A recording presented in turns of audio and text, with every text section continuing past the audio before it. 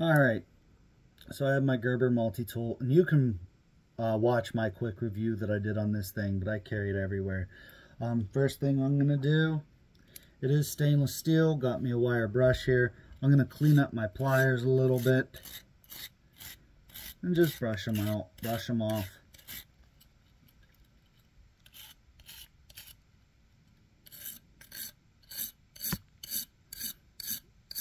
I've had this multi-tool for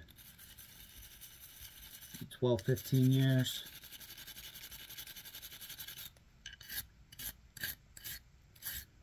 And it does see some action. But you give her a little shine up there.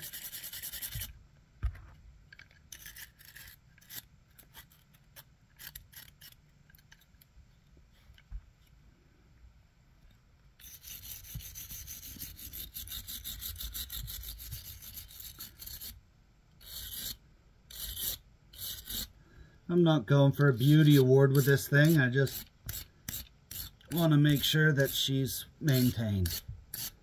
Next thing I'm going to do, you've got your inside cutting teeth.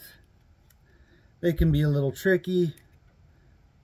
I'm going to use the flat edge of the file and try and get in there and just give them just a touch up.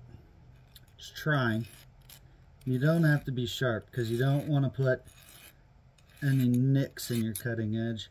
And your cutting teeth work two ways, so do to one side, just like the hatchet, you got to do to the other. And then you got to make sure you get the top tooth as well. Just kind of putting a little shine back on those clamping teeth there, the cutters. So now I'm going to get this one.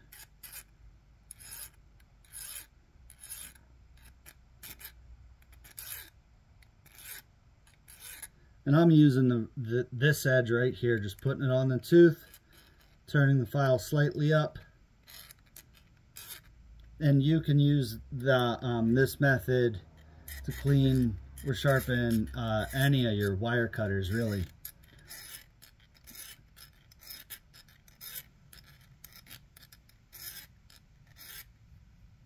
All right.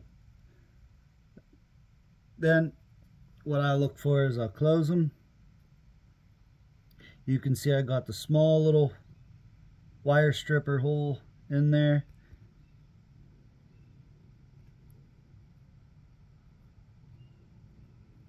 So I would say that those are alright. They're not in the greatest of shape. I don't like messing with them too much. But again, I don't want to take away too much steel. That'll keep them from closing. But I like to have a little sharp on them. So start with that. Got that done. Then we'll move to my knife. Knife blade. She's pretty dull. And unlike my hip knife, this blade, just like the hatchet, whatever you do to one side, you have to do to the other. So we'll give this a quick. And these Gerber blades are, well, they're Gerber blades, so. One side. Multi-tool's a little awkward.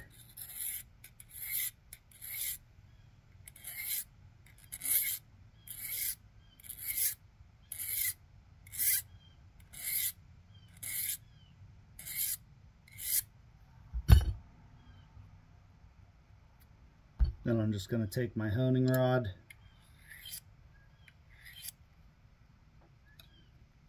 It's easier this way. Use it how it's supposed to be used.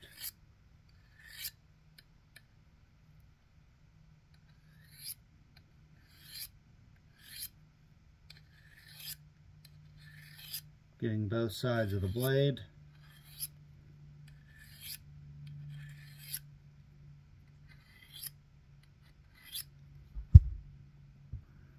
And again, sometimes this might be the only thing you have to rely on, so I noticed I had I do use this knife quite a lot. You can see I got a little bit of some chipping and some rolling in the blade there. So that's why I run it on the honing steel. I'm going to try and straighten that out so that I can make her nice and sharp.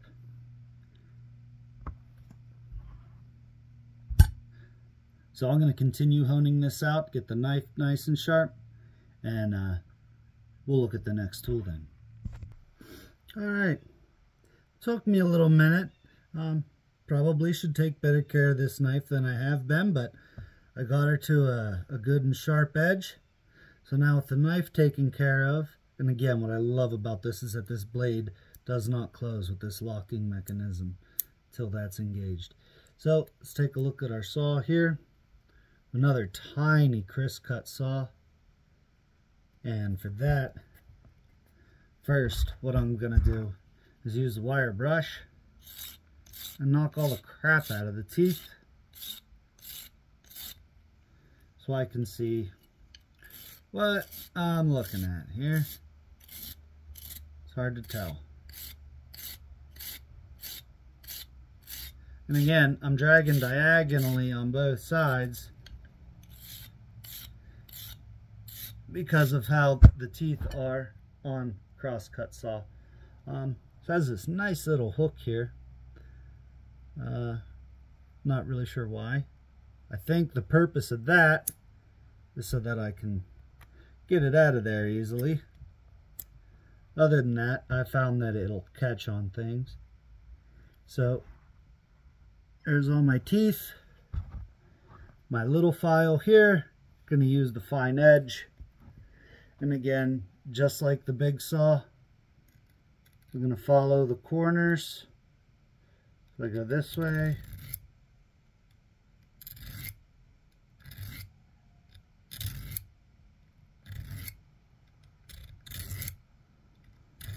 And I know that is so exciting to watch.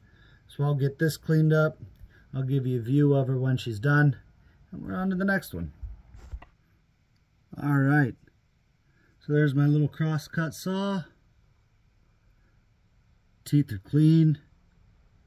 Teeth are sharpened. You can always tell if it's hard. Like if you would put pressure, how much skin's it taking with you. And it's really hard to even drag my thumb back on this. So I know that's good. Now let's look at our last blade here. And it is a good serrated knife. So they give you a straight knife and a serrated knife. And then again for this, I'm going with the honing rod.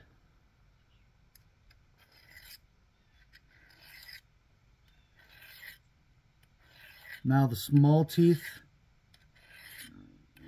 I'm really not too worried about them because I don't have, like I get in there a little bit, but I don't really have the right tool for them. So I just use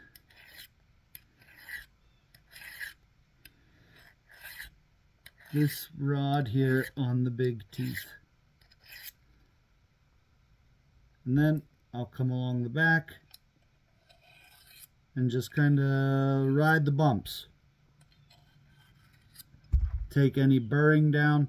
And you can actually, if you put your thumb down that, you can feel the difference that you'll make. And then you do have a little tip at the top, and again, it's one way, so I'm just going to file, clean that up a little bit.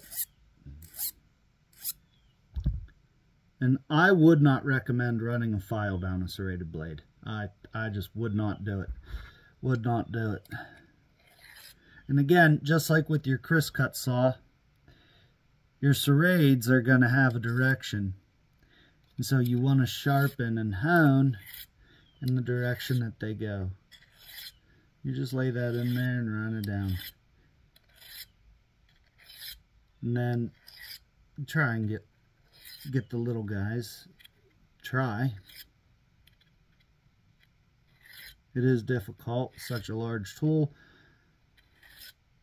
They do have serrated edge sharpeners. I don't have one. I've always just used a rod. And that cleaned that up nice. like I said, serrated blades, if you take care of them, they're very easy to deal with in terms of maintenance.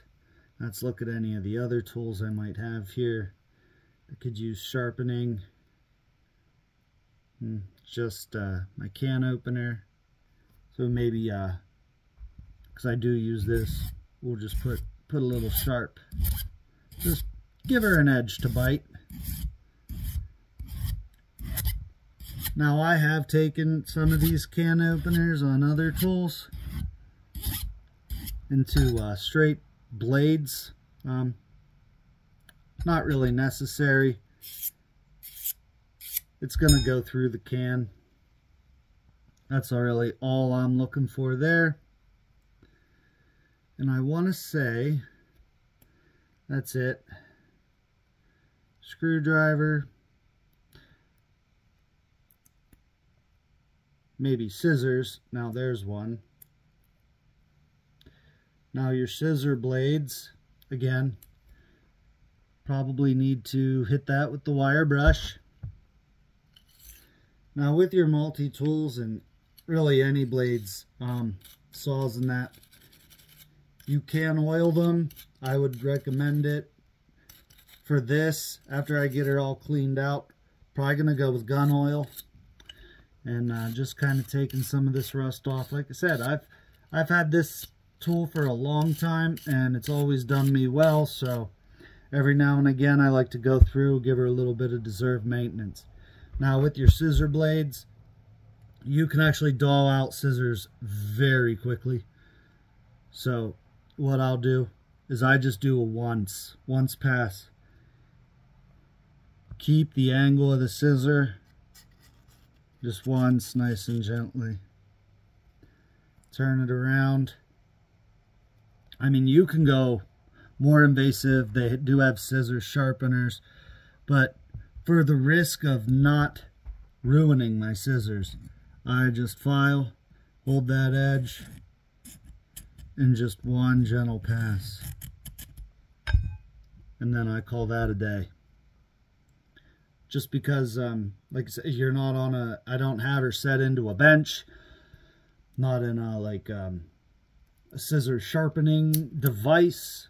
And if you alter the angle of your scissors blades, they just won't cut anymore and you've effectively ruined it. So very light on the scissors. And for the main body, notice a little bit of rust right there. She is stainless steel, so you hit her with the wire brush and she cleans up pretty good. Spring action still works really well.